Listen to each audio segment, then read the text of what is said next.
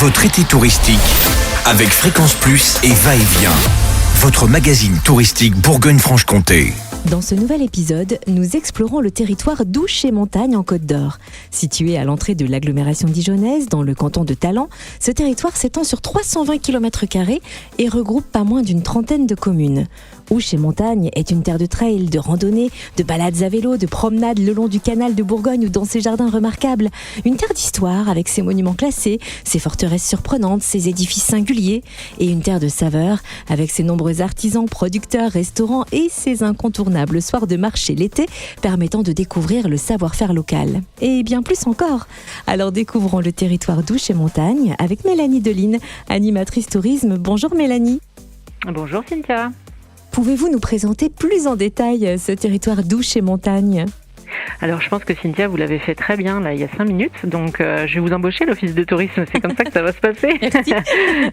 Non mais vous l'avez très bien dit, Ouche et Montagne c'est un territoire à vivre déjà, parce qu'il y a beaucoup d'événements qui se passent justement sur notre communauté de communes pendant la période estivale. Un territoire à explorer aussi, vous l'avez dit, avec la douceur de vivre le long du canal de Bourgogne, à vélo, à pied, et puis aussi un territoire un peu mystérieux avec des sorcières, avec des falaises, avec quelque chose d'un peu rocailleux, d'un peu fort comme ça. Voilà, donc c'est un petit paradis pour les citadins aux portes de Dijon. Alors, est-ce que vous pouvez nous aiguiller vers des visites qui resteront ancrées dans nos mémoires ? Quels sont les sites touristiques majeurs dans le territoire d'Ouche et Montagne, les lieux historiques vivants et palpitants ? Alors on va avoir des sites qui sont connus de justement nos amis dijonnais comme le phare de la vallée, c'est-à-dire la chapelle de Notre-Dame-des-Temps sur les hauteurs de Velars-sur-Ouche qui donne l'occasion d'aller faire une petite rando bien pentue et puis de terminer comme ça sur un beau patrimoine restauré il y a peu.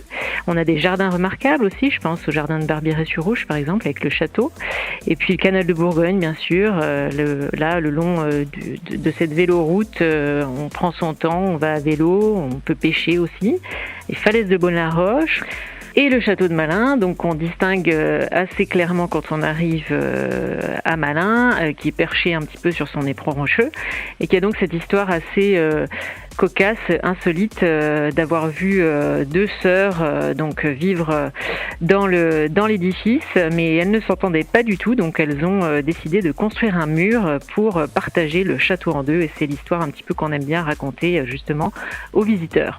Et de nombreux rendez-vous et animations culturelles font vibrer le territoire d'Ouche et Montagne durant tout l'été notamment. Quels sont par exemple les prochains événements phares programmés ?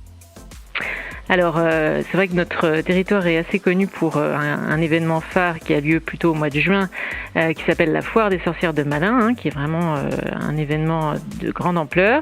On a aussi donc un festival en septembre qui s'appelle Perché sur la colline, qui est un festival d'art de rue, où là on va avoir vraiment des spectacles de tout genre, du théâtre, des circassiens, enfin vraiment c'est une grande fête dans les rues de Sombernon. Et ça c'est plutôt donc aux alentours de la mi-septembre. Et puis entre ces deux événements, on a notamment 70 événements qui sont organisés par la communauté de communes Ouche et Montagne et ses partenaires. Je pense par exemple cet été à nos siestes acoustiques, où on vous invite à venir passer un moment à dormir si vous le souhaitez, mais en musique avec Bastien Lallemand et ses comparses. Les visites théâtralisées au château de Malin aussi, qui sont une façon différente de découvrir ce site. Ou alors, une petite nouveauté, ça va être aussi des apéros au château de Malin. On va se mettre sur la plus haute tour du château et déguster des bières, des fromages, des vins et des tartinades. Des propositions plutôt alléchantes. Et du coup, où retrouver tout le programme, toutes les informations touristiques et toute l'actualité du territoire d'Ouche et Montagne ?